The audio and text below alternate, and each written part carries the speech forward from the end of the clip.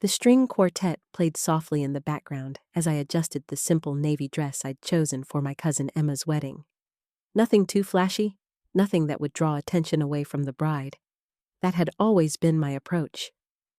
Blend into the background, let others shine, keep my head down, and work. My father, Robert Hartley, stood near the champagne fountain in his perfectly tailored tuxedo, holding court with his usual audience of business associates. At 58, he commanded respect in every room he entered. Senior Vice President of Operations at Meridian Industries, the city's largest manufacturing conglomerate.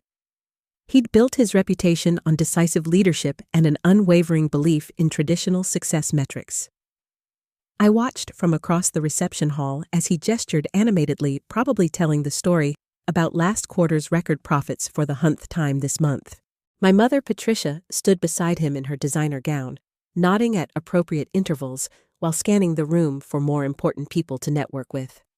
My brother Marcus approached me, champagne flute in hand, his wife Christina clinging to his arm like an expensive accessory. At 35, Marcus was everything our parents had hoped for in a son.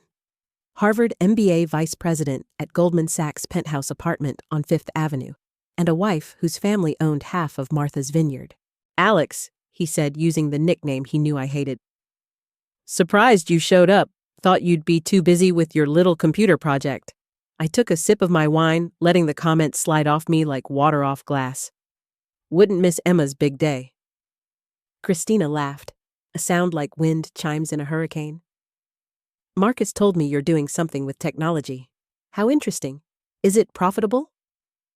Before I could answer, my sister, Victoria, joined our circle. At 32, she was the family's other golden child. Successful real estate attorney, married to a surgeon, 2 perfect children who attended the most prestigious private schools in the city. "Are we talking about Alex's hobby?" Victoria asked, her voice carrying that familiar note of condescension. "Mom mentioned you're still living in that tiny apartment downtown. When are you going to settle down and find a real career?" I'd heard variations of this conversation for the past 8 years. Ever since I'd turned down the prestigious consulting position at McKinsey that Dad had secured for me through his connections, since I'd chosen to pursue my doctorate in quantum computing instead of following the predetermined path they'd laid out.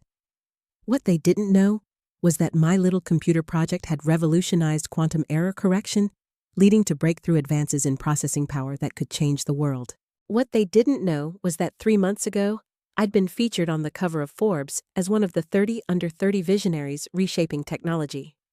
What they didn't know was that my startup, Quantum Dynamics, had just received a $2.8 billion acquisition offer from Microsoft. But I'd learned long ago that showing my cards too early only led to more questions, more attempts to control my decisions, more pressure to conform to their vision of success. "I'm doing well," I said simply. Marcus scoffed. "Living paycheck to paycheck in a studio apartment isn't what most people would call doing well." "Alex, it's Alexandra." I corrected, though I knew he'd ignore it as always.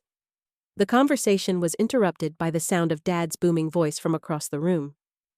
He was approaching with a distinguished older man I recognized from Business Magazine's Jonathan Pettin, CEO of Meridian Industries. Dad's ultimate boss, the man who controlled his career trajectory. "Jonathan," Dad said, placing a hand on my shoulder with false warmth. "I'd like you to meet my youngest daughter, Alexandra." He paused, and I could feel the familiar weight of his disappointment. "This is my disappointing daughter. Works in some tech thing." The words hit like they always did, a small stab of pain masked by years of practice. I maintained my smile, extending my hand to Mr. Peaton. "Pleasure to meet you, sir." Jonathan Peaton shook my hand, studying my face with the intensity of someone trying to place a memory.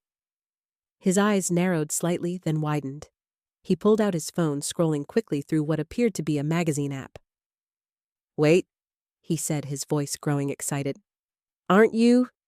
Isn't this the quantum computing genius from this month's Forbes?" The color drained from Dad's face as Jonathan held up his phone, displaying the Forbes cover. There, I was, professional hedge shot against a backdrop of quantum equations, with the headline, "Alexandra Hartley, the 28-year-old who solved quantum computing's biggest problem." The silence that followed was absolute. Marcus's champagne flute froze halfway to his lips. Victoria's mouth fell open slightly. Christina's grip on Marcus's arm tightened as if she needed support. Dad stared at the phone screen, then at me, then back at the screen. That's impossible. Dr. Alexandra Hartley Jonathan continued reading from the article. CEO and founder of Quantum Dynamics, the company that developed the breakthrough quantum error correction algorithm that's being called the most significant advancement in computing since the microprocessor. He looked up at me with genuine excitement. You're the one who solved the coherence problem. I nodded slowly, among other things. My God. Jonathan turned to Dad, who looked like he'd been struck by lightning. Robert, do you have any idea what your daughter has accomplished? Her work is going to revolutionize everything from drug discovery to financial modeling to artificial intelligence. Every major tech company in the world is trying to license her technology. Marcus found his voice first. Alexandra? You never said anything about being successful. I interrupted gently. You never asked. You just assumed. Victoria stepped forward, her lawyer instincts kicking in. The Forbes article. When was this published? 3 weeks ago, Jonathan answered, when I remained silent.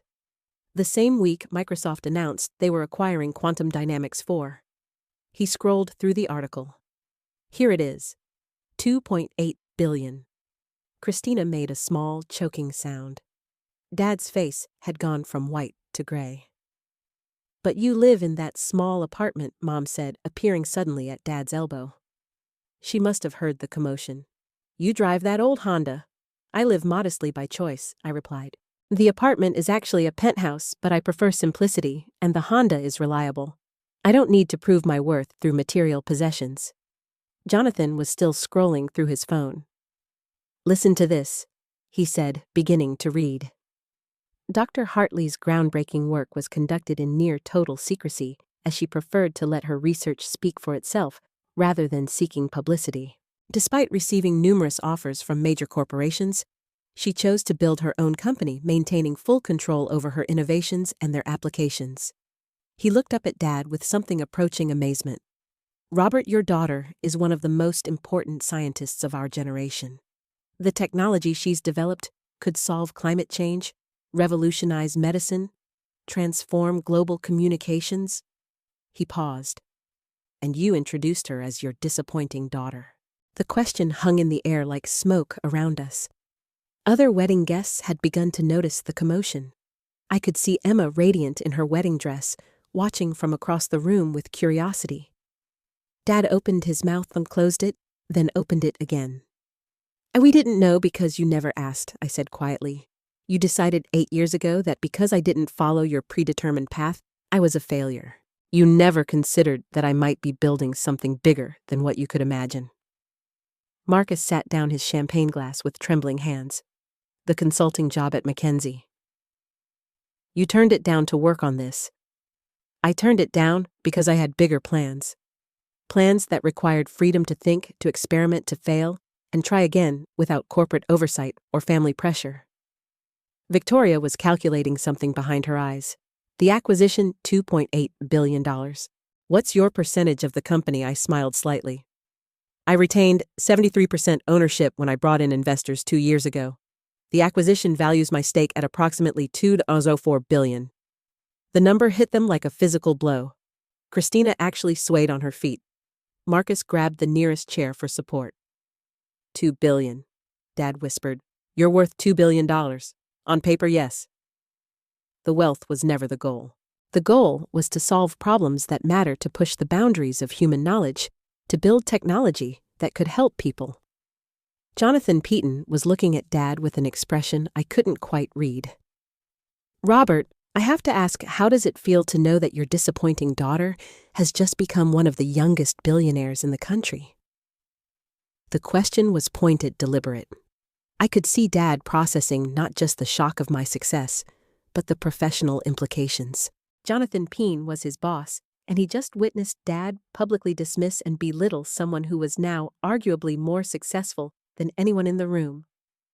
I'm proud, Dad managed, though the words sounded hollow. Are you? I asked quietly. Because 3 hours ago you were telling Aunt Margaret that you wished I'd at least found a husband by now, since I was clearly incapable of supporting myself financially. Dad flinched. Victoria looked mortified. Marcus was still staring at me like I'd grown a second head. Alexandra. Mom intervened, her voice taking on the smooth, diplomatic tone she used for difficult social situations. We've always been proud of you. We just didn't understand. You didn't understand because you didn't try to understand. I interrupted. Every time I tried to explain my work, you changed the subject or suggested I was wasting my time. Every family gathering became an intervention about my life choices. Jonathan was watching this exchange with fascination. Dr. Hartley, if I may ask what's next for you? The Forbes article mentioned that the Microsoft acquisition includes a provision for you to continue your research. I nodded. I'll be heading Microsoft's new quantum research division. We're working on applications that could revolutionize everything from cybersecurity to medical diagnostics. Plus, I'm establishing a foundation to provide research grants for underrepresented scientists. Extraordinary, Jonathan murmured. He turned back to Dad. Robert, I hope you realize what an incredible daughter you have. Her work is going to change the world. The conversation was interrupted by the sound of the wedding coordinator calling everyone to attention for the cake cutting. As the crowd began to move toward the main reception area, Jonathan lingered. Dr. Hartley, he said, I'd love to discuss potential collaborations between quantum dynamics and Meridian Industries. We're always looking for ways to incorporate cutting-edge technology into our manufacturing processes. I'd be happy to explore that, I replied. Though you'll want to coordinate with Microsoft's partnership team after the acquisition closes. Of course, here's my card. He handed me his business card, then glanced at Dad. Robert, I'll expect a full briefing on this conversation at our next board meeting. I want to understand how we can position Meridian to benefit from these quantum computing advances. As Jonathan walked away, my family stood in stunned silence. The reception continued around us, but our little corner had become a bubble of shocked processing. Finally, Marcus spoke. Alexandra, why didn't you tell us? Would you have believed me? I asked. Or would you have assumed I was exaggerating, like when I tried to explain quantum entanglement at Christmas dinner, and Dad told me to stop showing off Victoria? Ever the lawyer was already thinking strategically the tax implications of this acquisition. Do you have proper legal representation? I almost laughed. I have a team of attorneys from 3 different firms handling various aspects of the deal. Patent law, corporate structure, international licensing, it's all covered. But family should help family, Mom said weakly. Family should support family, I corrected. There's a difference between help and support. You wanted to help me by fixing what you saw as my failures. I needed support to pursue what I knew was possible. Dad had been silent throughout this exchange, but now he stepped forward. Alexandra. We made mistakes. I made mistakes. Can we start over? I studied his face, seeing genuine remorse for the first time in years. Dad, I never wanted to shut you out. I wanted you to trust that I knew what I was doing even when it didn't look like conventional success. The apartment, the car, you let us think you were struggling financially. I let you reveal your true feelings about my choices. If you'd only been proud of me after discovering I was wealthy, what would that say about your values? The truth of that statement hung between us. Mom looked stricken. Marcus was still processing the magnitude of my success. So, what happens now? Victoria asked. Now I said we go watch Emma cut her cake and we celebrate her happiness. Tomorrow, I have a board meeting with Microsoft to finalize the acquisition timeline. Next week, I'm giving a keynote at MIT about quantum error correction. And next month, I'm testifying before Congress about the national security implications of quantum computing. I paused, looking at each of them. You're welcome to be part of that life, but only if you can accept that my definition of success might be different from yours. Jonathan Pettin's voice carried across the reception hall, as he spoke to another group of business leaders. I caught fragments of his conversation. Revolutionary technology, brilliant young scientist, proud father must be. Dad heard it too. His shoulders straightened slightly. And for the first time in years, I saw something other than disappointment in his eyes when he looked at me. I want to understand, he said quietly. Your work, your research. I want to learn about what you've built. Then ask me questions, I replied. Real questions, not assumptions about what I should be doing differently. Marcus cleared his throat. The quantum error correction thing. Can you explain it in terms of finance? Guy might understand. For the first time in 8 years, my brother was asking about my work with genuine curiosity instead of condescension. It was a start. As we walked toward the main reception area, Mom slipped her arm through mine. Alexandra, I need to ask, are you happy? Really happy? I considered the question seriously. His mom. I'm exactly where I want to be, doing exactly what I'm meant to do. Then I'm proud of you, she said, and for the first time, it sounded like she meant it. The rest of the evening passed in a blur of congratulations from relatives who'd suddenly remembered my existence. Business cards from Dad's colleagues who wanted to explore opportunities and meaningful conversations with family members who were finally seeing me as I really was. But the moment that mattered most came near the end of the reception, when Dad pulled me aside during a quiet song. I owe you an apology, he said. Not just for tonight, but for years of not seeing what was right in front of me. I know, I said, simply. How do I make it right? I thought about all the family dinners where I'd tried to share my excitement about breakthrough experiments only to be told I was getting too technical. All the times they'd suggested I was wasting my education. All the conversations that started with, when are you going to get a real job? Start by believing in me, I said. Even when you don't understand what I'm doing, especially when you don't understand what I'm doing. He nodded slowly. Deal. As the evening wound down and guests began to leave, Jonathan Peaton found me one more time. Dr. Hartley, I have to say this has been the most interesting wedding I've ever attended. Your father is a lucky man, whether he realizes it or not. Thank you, Mr. Peaton. One more thing, he said, lowering his voice. I meant what I said about collaboration opportunities. Meridian Industries is always looking for ways to stay ahead of technological curves. Perhaps we could schedule a formal meeting. I smiled. I'll have my assistant reach out to your office next week. As he walked away, Dad appeared at my side. That was Jonathan Peaton showing genuine interest in working with my daughter's company. He said, wonder in his voice. Yes, it was. I'm beginning to understand that I may have seriously underestimated you. Just beginning. I teased gently. He laughed, a sound I hadn't heard directed at me in years. Fair point. The ride home that night was quiet, but it was a different kind of quiet than usual. Instead of the familiar tension of unmet expectations and mutual disappointment, there was something new possibility. My phone buzzed with a text from Marcus. Can we have lunch this week? I want to hear more about your work. Really hear it, not just pretend to listen. Then one from Victoria. I looked up your Forbes article online. I had no idea quantum computing could impact legal research. Would love to discuss it sometime.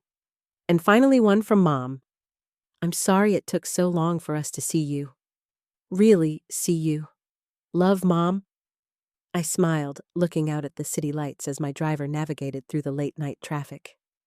Tomorrow, I'd wake up in my penthouse apartment and continue the work that had always driven me. But for the first time in 8 years, I wouldn't be doing it alone, dismissed by the people who were supposed to support me unconditionally. Sometimes the best revenge isn't proving people wrong. It's giving them the chance to be proud of who you really are, instead of disappointed in who they thought you should be. The Forbes cover story was just the beginning. The real revolution was happening right here. One conversation at a time, one genuine question at a time, one moment of true understanding at a time. My family was finally ready to meet the person I'd always been, and I was ready to let